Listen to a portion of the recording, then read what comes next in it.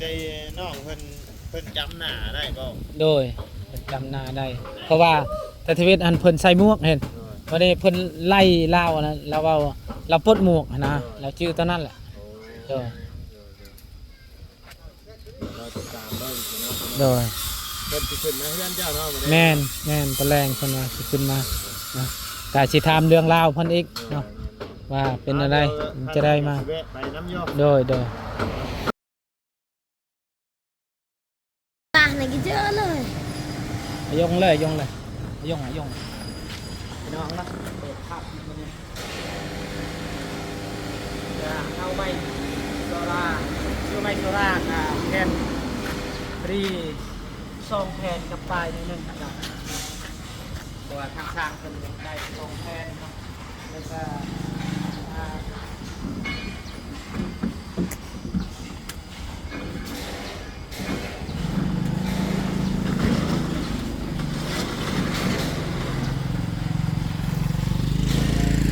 สังกะสี2 แผ่นหนึ่ง80,000 2 เมตร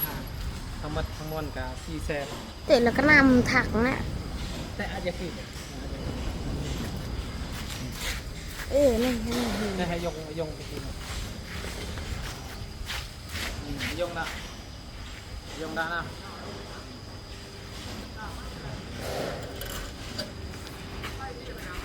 บริปิดจ็อบเลยป่ะนะได้บ่ไหวได้ป่ะใช่บดีขึ้นนี่เนาะไปเนาะมันน่ะมือในกะอ้ำไปเอาพี่น้องเนาะมาเรียนกับทักทายสบายดีเด้อสบายดีและสวัสดีพ่อแม่พี่น้องเด็กที่มัดสู่คนนำเพราะว่าจะอยู่ในและต่างประเทศและยินดีต้อนรับเข้าสู่ซองบางทงคือเก่าคือเดิมพี่น้องเนาะอยู่ในการแกไม่นี่แหละจะไม่ให้ทางมึงล่าก่อน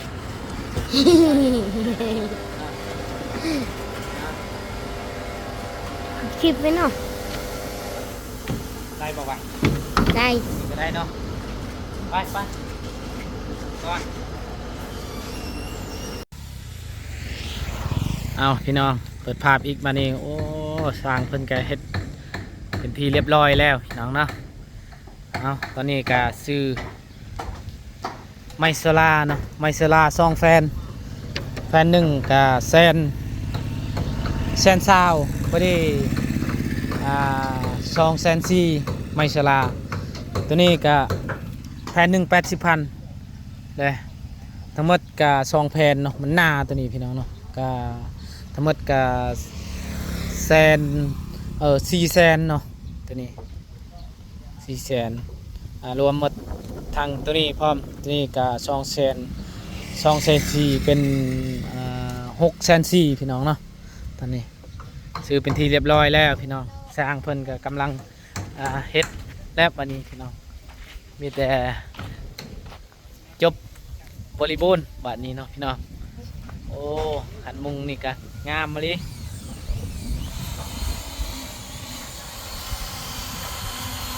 สร้างเพิ่นกระเจาะประตูยังนี่แหละใส่มดตัวล็อกตัวยังเอาแหละ ระวังได้เลยโอ้เห็นบ่บ่เบิ่งเห็นบ่เจ็บได้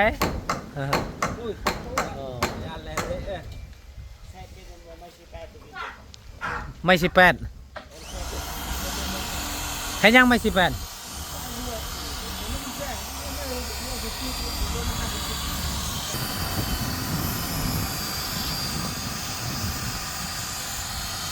เบิ่งสร้างก่อนสร้างเห็ดก่อนโอ้ไวเลยแหงไวเลยนี่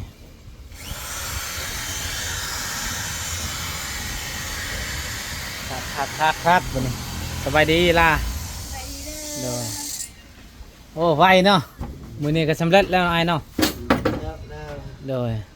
สิได้กลับบ้านแล้วโดย ดีใจสิได้กลับบ้านบ่โอ้โดยอยู่น้องมาแค่ดนแล้ว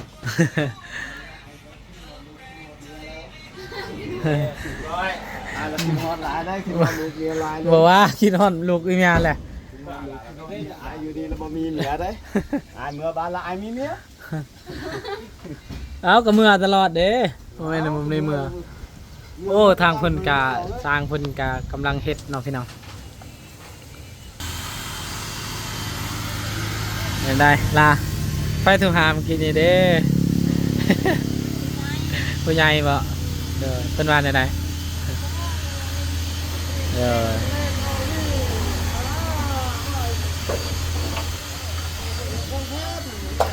โอ้ได้ไอ้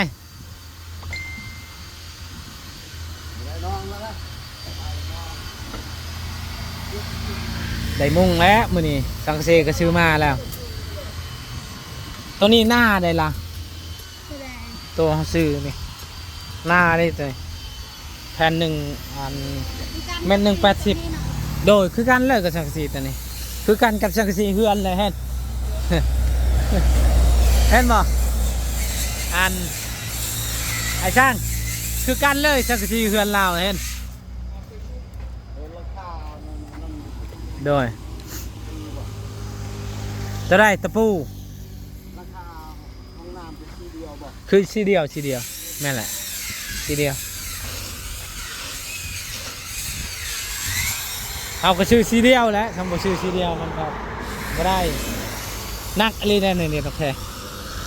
เบิ่งย่อเบิ่งโดยได้แล้วไมชลานี่ทึกบ่อันน่ะแทนกับโอ้หนักเลยหนักเนาะอ้าวขตัดยาวรถเฮาก็แก้บ่ได้รถจักร ถึกแล้ว2 เมตรเดี๋ยวตัด2 เมตรได้ปะใกล้กับต่อเอาอย่างเงี้ย ต่อจนสิต่อได้อยู่นี่ต่อจนรวย เด้อ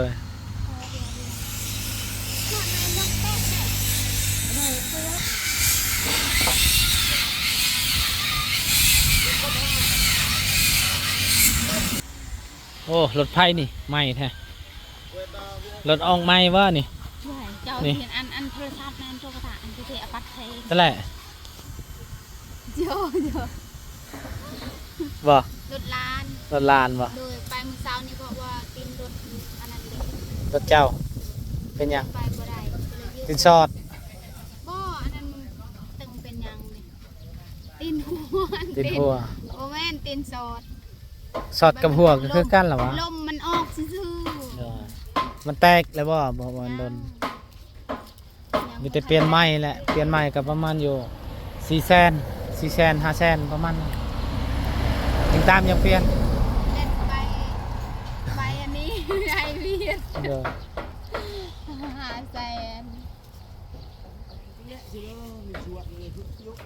500,000 หายังบ่สั่ง พดเลย พดเด้บิ๊กพดนั่นนี่ไปเอาให้อะไรไปเออ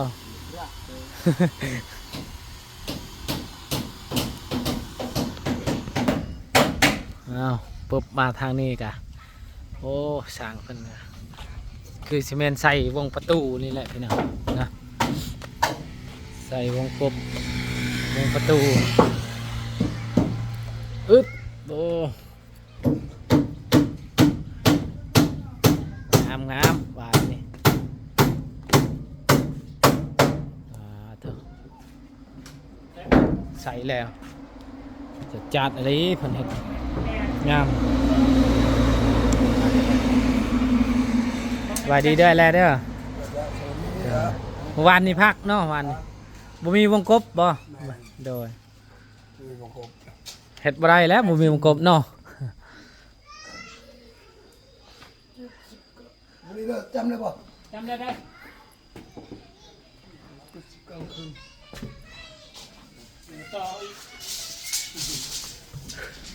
วันนี้3 คนเนาะมาใช้ทางพ่อปูนาบ่ได้มาบ่มื้อนี้ แบ่งหน้าที่กัน โดยเพิ่นเฮ็ดอยู่ไส เอาบางเฮายังบ่เอาหน้าป่ะ อยู่บ้านเราเองนะอยู่หันกับเจ้าฮับบ่เออเด้อ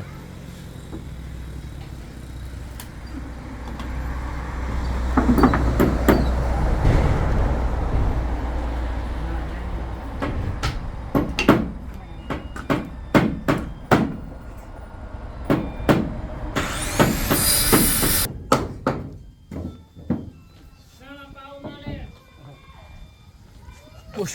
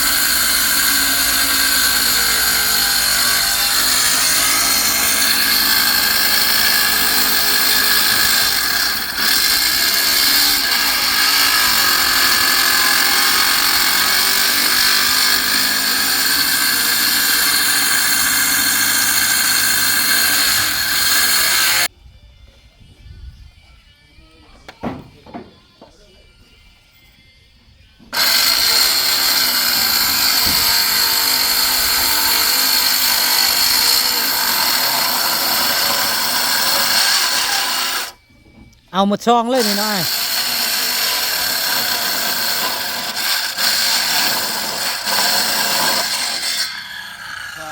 งามอ๋อลึเลยบัดนี้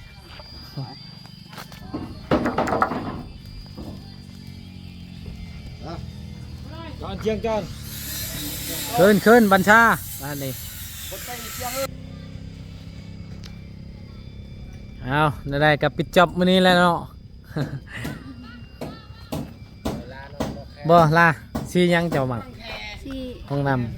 ำสียัง บุมีสีตัวนั้นสี สีคือตัวนั้นบ่สีคืออยู่ลุ่มเฮือนจริงๆเฮือนบ่สีตัวนั้นบ่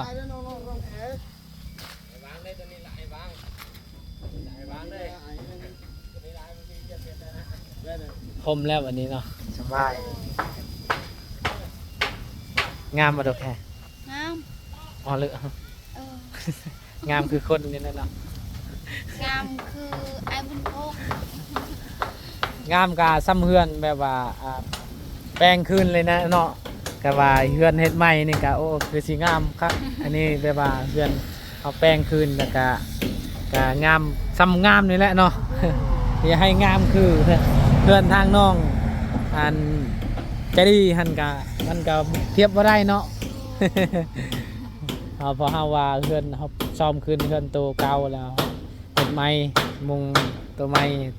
ต่อเติมใหม่มันก็ต่างเนาะ ดู เนาะเอาเป็นจังไดกะ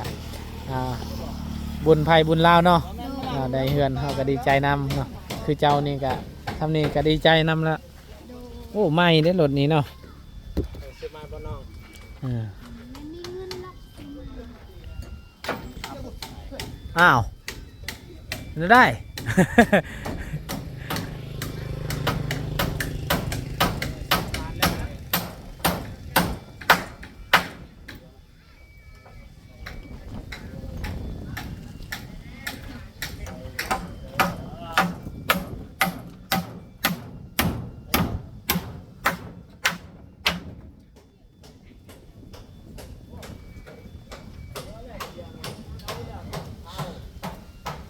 เชียงหน้าเสือ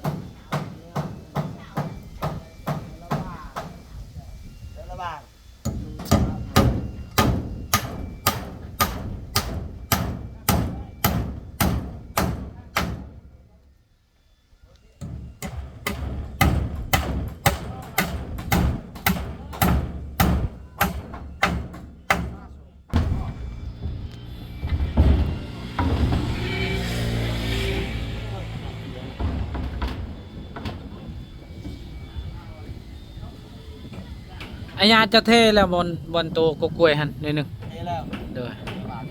เด้อเพราะว่าทาง FC เพิ่นคอมเมนต์มาว่าให้เทบนอนาแน่ว่าเนาะ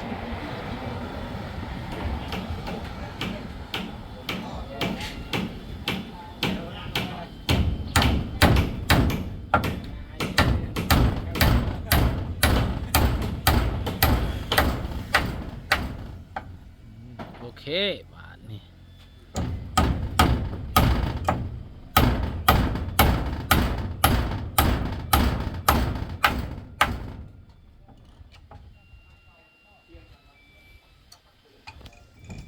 โอ้ใส่2ดอกก็ซ้ำได้ใช้แล้ว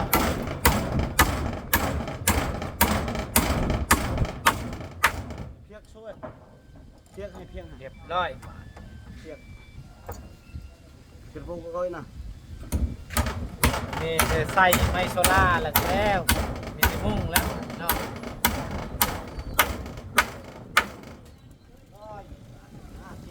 ร้อยเรียบร้อยพี่น้อง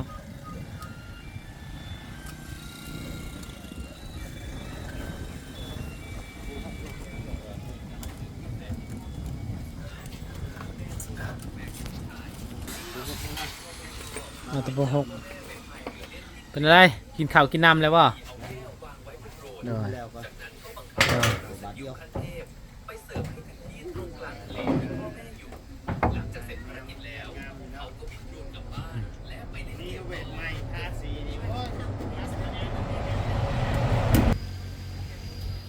ถือว่าจบตัวนี้ก็แม่นแล้วเลยบ่เบิ่นี้ โดยแม่นแหละแล้วมีแต่โดยมีแต่ชีคันว่าเลือกกับชิทาชีห้องน้ำนี่แหละทาชีห้องน้ำชื่อ เพราะคันเรือลายนะนี่สีเพื่อนนี่รีโนเวทใหม่เลย สีเฮือนมันกะเองตามแบบว่าเฮือนคันว่างามเฮือนแบบว่ามันงามมาเลยก็สิอยากทาสีอยู่แต่ว่าเฮือนแบบว่าเฮาชอบ เอาคันสมมุติเฮาทาสีใหม่นี่งามเลยแบบคงเลยนี่ โดย สมมุติว่ามีงบนะ โดย เพราะว่าอันมันก็สิพุ่งขึ้นเลยได้ปะ โดยก็คือแบบว่าโตอยู่เทึงหั่นเด้อยู่เทึงหั่นกะคันว่าใช้ไม้แป้นอีกกะอีกครั้งเนาะ ใส่แป้นเลย โดย บ่ต้องเฮ็ดดังใหม่เฮ็ดดังเก่านี่ไอ้รีโนเวทดังเก่านี่ก็โอ้ยซ้ำสิอยู่สองคนแม่ลูก โดยงาม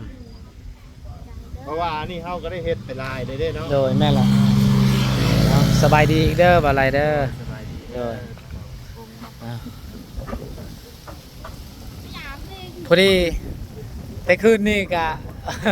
พอดีเซตหาบ่อะไรเนาะอ่ามีข่าวดีเนาะโดย ข้าวดี ก็ข่าวดีทางน้องที่เขาจี้นี่แหละเนาะที่คนลาวนี่แหละโดย แบบตอนนั้นเด้น้องโตอันน่ะเฮ็ดเวียกอยู่ป่าเมวิกนี่นะส่วนเมวิก เด้อแต่ว่ามีเบาะแสแล้วฮู้แล้วคนเดี๋ยวนี้โดยก็มีแต่สิให้ทางเพิ่นแจ้งกรมบ้านอีหยังนี่แหละเนาะว่าเพิ่นฮู้แล้ว พูดเลยเนาะ โดยฮู้แล้วก็คนใกล้เคียงนี่แหละเนาะ คนใกล้ บ่แม่น เคียงเนาะ คนอื่นคนไกลดอกคนแถวบ้านมาบ่าวบุญคงเนี่ยโดย อยู่บ้านเจ้าบ่ แม่นอยู่แถวๆบ้านเฮานี่แหละเด้อก็มีแต่ มีแต่ว่าเฮากับเบิ่งก่อนนั่นแหละอัน โดย ให้ผู้ที่ว่าเพิ่นนั่นน่ะมาเบิ่ง โดย ก่อนคันเฮาสิว่าไปปักปั๊มเพิ่นโดยที่บ่มีหลักฐานกัน โดยแม่นแหละ เฮาบ่มีหลักฐานเด้เด้ โดย ที่โตเพิ่นก็ โดย เพิ่นก็อาจจะบ่ยอมรับ แม่นแหละแม่นโดย แต่ว่าเพิ่นจื้อเนาะ โดยเพิ่นจู เจ้าลง จื้อ ไป แล้ว หาเพิ่นแล้วก็ตอนนี้เพิ่นอยู่ไส ตอนนี้เพิ่นอยู่เซโปนตะแลงเพิ่นสิมาบ้านเฮานี่แหละ เพิ่นสิมาบ้าน โดยมาบ้านแล้วก็มาแจ้งทางกลุ่มบ้านแล้วก็บอกเลยว่าเห็นแล้วว่ะ เพิ่นเนาะ โดยชื่อแล้วว่ะ โอเคครับ โดยเอาก็มีแต่ลุ้นนำกันเนาะพี่น้องว่าเป็นอะไรคนไล่จับได้หรือบ่เนาะลุ้นเบิ่งว่าเพิ่นสิยอมรับหรือ พอมีเบาะแสแล้วเนาะ โดยแม่นแหละ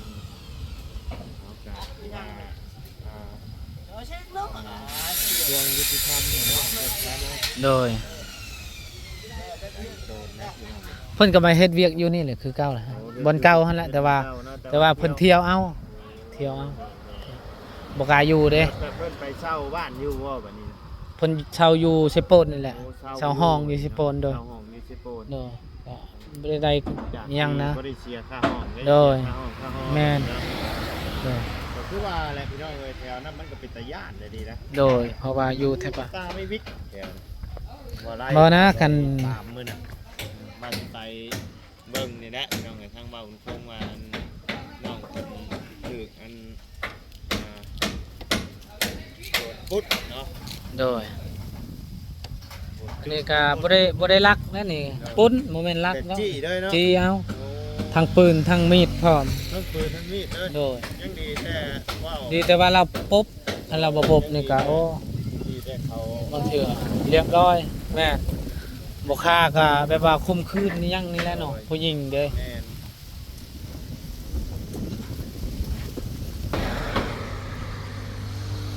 ก็ยังคิดว่าผมต้อง โดยนั่นแหละ ทางไก่เนาะแต่ก็ยังมาพ่อได้นี่ มาอยู่คนเดียวเนาะ ไป ผู้ที่ไอ้บุคคลเรา เมียเราอยู่ผู้เดียวแต่ว่าเขาเจ้ามาเฮ็ดเวียกอยู่นี่เด้เขาเจ้าก็เป็นคนขโมยคนทางบ้านเมียเฮานี่แหละเพิ่นก็อยู่อาศัยแถวนี้ก็เฮ็ดเวียกเฮ็ดงานนี่ มาแถวนี้ก็ โดย ทำบ่าวบุญคงก็ได้เมีย โดยแม่นแหละเพิ่นก็พึ่งอาศัยเฮานะ ใส่บ่าวบุญคงนี่แล้วเนาะ โดย ใส่เจ้าแล้ว โดย เพราะแบบว่า ก็คือเฮาก็ ว่าบุญคงนะเป็น โดย เป็นหงก็เนาะปรึกษาทั้งว่าบุญคงพี่น้องเอ้ยแต่พอเกิดเรื่องแบบนี้ก็โอ้เนาะ คือ พอได้ว่าบุญคงนั่นแหละ โดย โดยเนาะเพิ่นก็มาเล่นเรื่อยอยู่บ่อยู่เรือนกัน ก็บ่ได้ไปเลยเด้ตั้งแต่อันน่ะแบบว่าเขาวปุ่นเขาวจีแล้วเพิ่นก็มาเฮ็ดเวียกนี่แหละบ่ได้อยู่เลย จ้านาะ โดยแม่นแหละทั้งน้องเพิ่นก็เฮ็ดเวียกก็ใหญ่ซ้ำน้องไส้นั่นแหละเจ้าเห็นบ่ในคลิปให้จะเห็นบ่ จุดไว้ใหญ่สำรองใส่ แม่นแต่ว่าเราเฮ็ดเวียกเก่งเลยเด้เราโอ้ทางป่าตลอดเลยบ่ได้อยู่บ่ได้เช่า มาหาเงินหาคำทางไกลเป็น เด็ก ได้นี่ น้อย เนาะ สำเนาะ โดย ผู้ใหญ่แค่นี้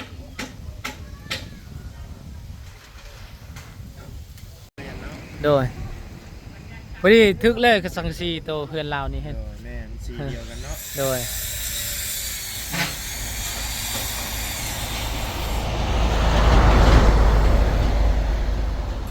ทึกบ่เคยตัดอันทึกบ่ พอดีช่องเม็ดเลยตัวแหละ เอาดีๆเด้อช่างเด้อแต่ว่าเป้าขาดได้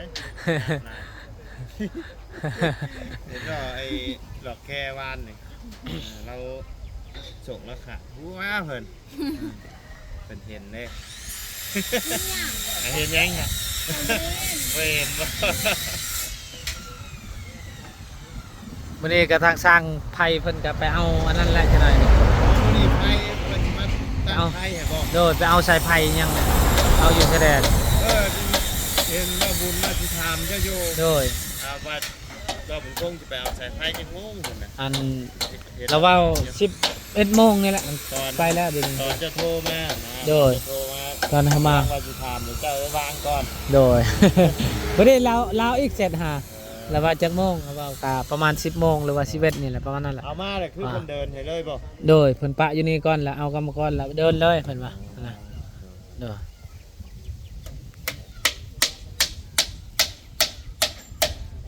สายไพ่นี่เพิ่นชื่อเองบ่ โดยนั่นแหละเพิ่นชื่อเอง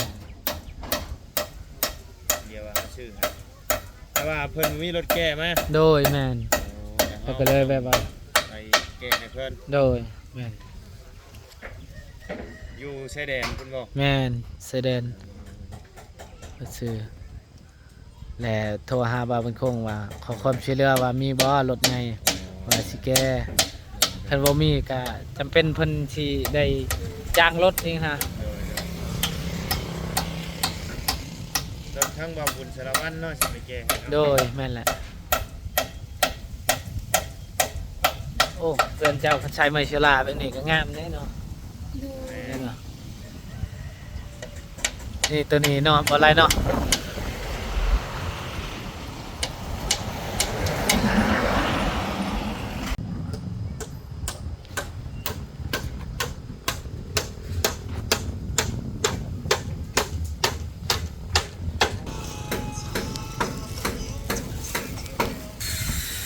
ช้างเอ้ยน้ำหวานน้ำส้มน้ำอ้อยกินบ่เอาให้เพิ่นเลยโอ้ห้องน้ำล้างเลยบ่ไปจะหน่อยไปล้างเนาะล้างให้มันสะอาดก่อน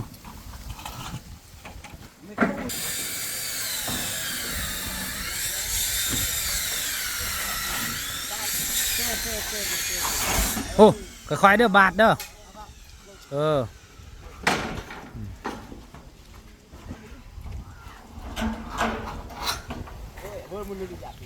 ช่องเป็น5แล้ววะจะว่าช่องเป็น5เขาก็เอาช่องเป็น5แล้ววะโอ้มันยาวพอได้ช่องเป็น5เห็นบ่ไอ้ช่าง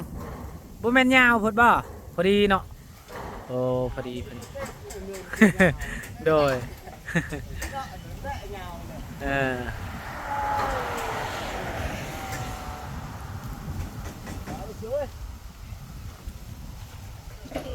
คิดว่ายาวใช่ดอกว่ะ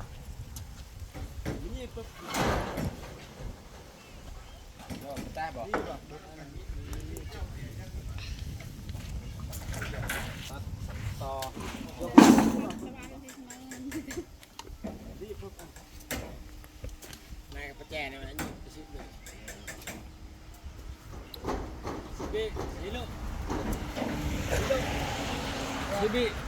ย่อโอ้ยไปบ่โอเคงามแล้ว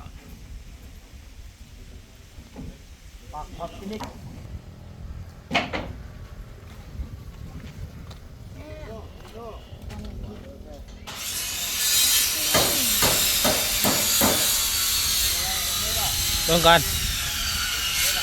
หน่อยนึงเด้อเยี่ยมเอาเลยโอเค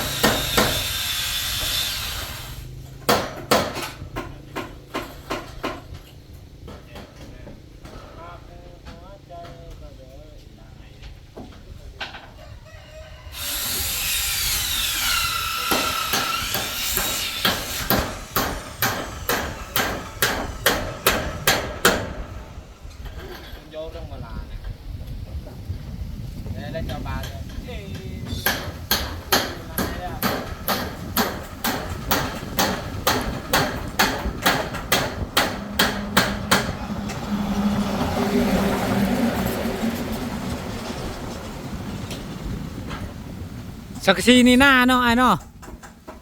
คักปลาบ่ใส่กับฮอตเกิบล่ะเหยียบอันนั้นใช่แล้วเลยเจ็บให้ทางน้องเพิ่นอนามัยตัวนี้เลยพี่นะแห้งแล้วเด้เอาตัวนี้นี่มาเสร็จตัวนี้ก็ได้ล้างน้ำก่อนก็ได้เสร็จเป็นยังแล้วก็ใช้น้ำดิ ใช้น้ำไปใช้น้ำก็ได้เด้อนั่นแหละเด้อ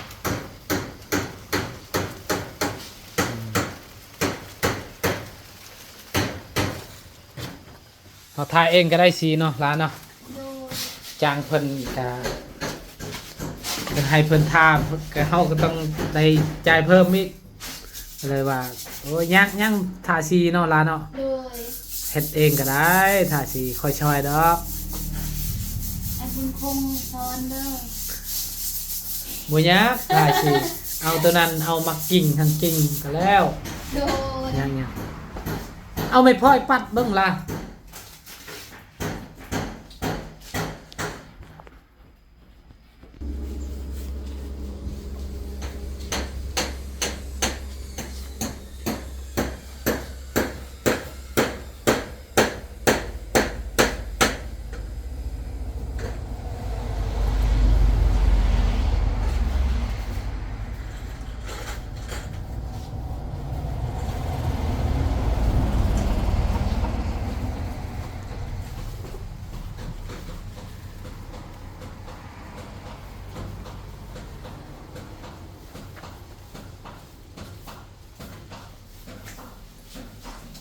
ใจแข็งจักนะ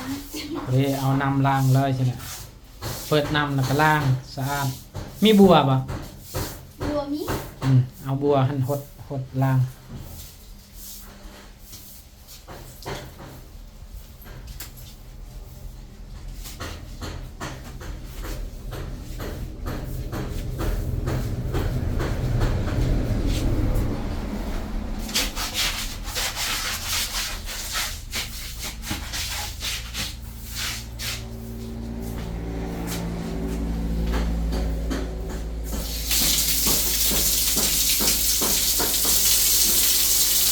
โอ้แห้งเนาะนำเจ้าเนาะ โดย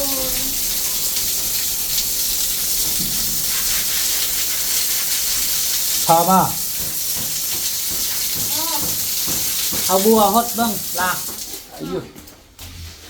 เป็นแม่นะ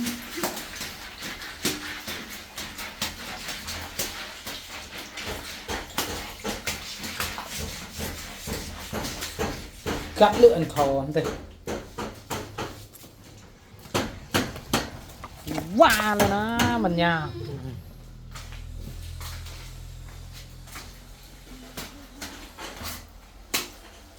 ของบ่มีมือนั้น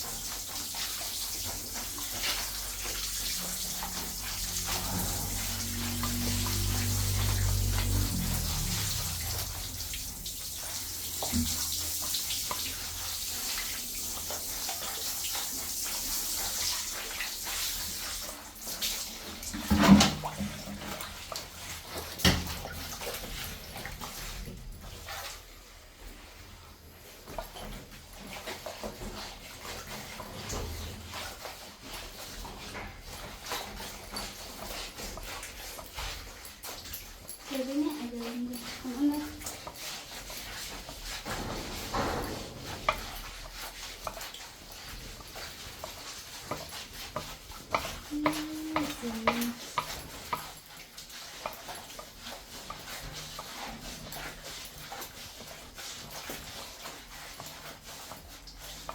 ขนาดโดนจูดเนี่ยนะอันเป็นคนอ้าบ่ตัวบ่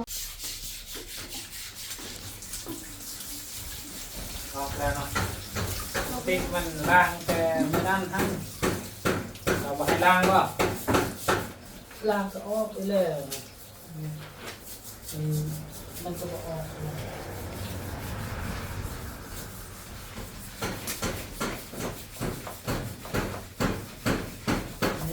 ออกแล้ว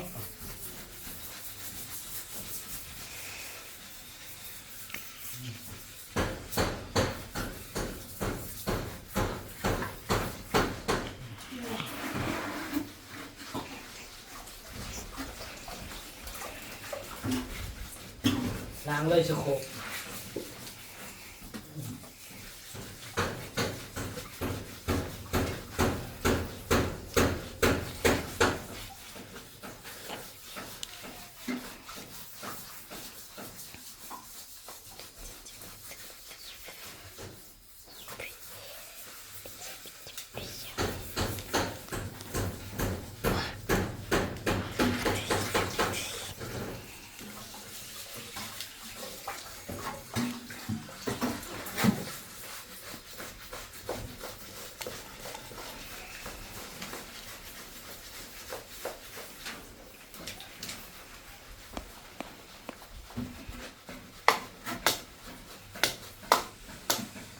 ได้ป่ะทอยางล่ะ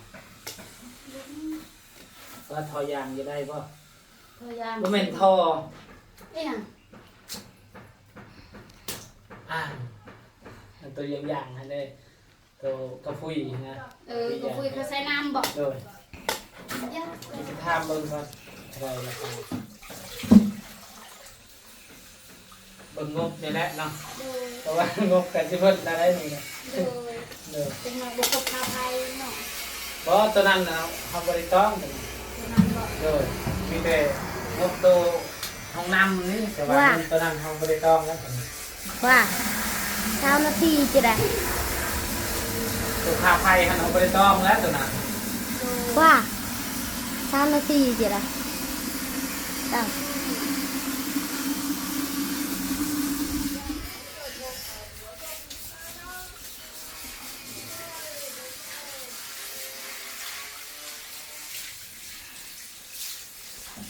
เช้านาทีจะได้กว่า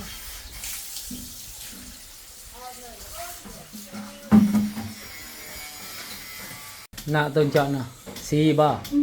บ่ใช่บ่มันให้มันงามนี่แหละเนาะก็ซื้อให้เฮ็ดให้มันงาม เพราะว่าทางผู้ใหญ่เพิ่นเด้แต่ว่าแนะนำให้ซื้อสีว่าถ้าสีให้มันงาม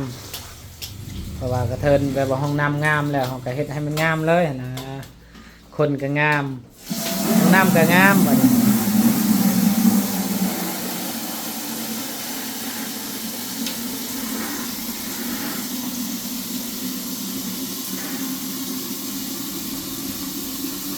อนามัยตัวนี้แหละทางน้องลาเนี่ย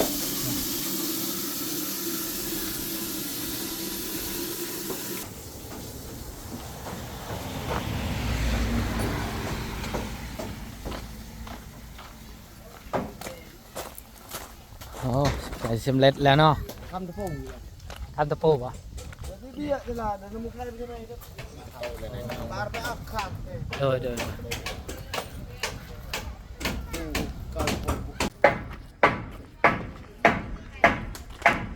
โอ้ไก่สิสำเร็จแล้วพี่น้องเนาะเอาพี่น้องเนาะก็สำหรับคลิปนี้บ่าวคงก็จะขอจบคลิปปิดคลิปไปเพียงสำนี้ก่อนพ่อแม่พี่น้อง FC เมื่อสุขุสุขคนที่ตามเนาะกับคลิปนี้บ่าวคงก็จะขอคำว่าสบายดีเด้อพี่น้อง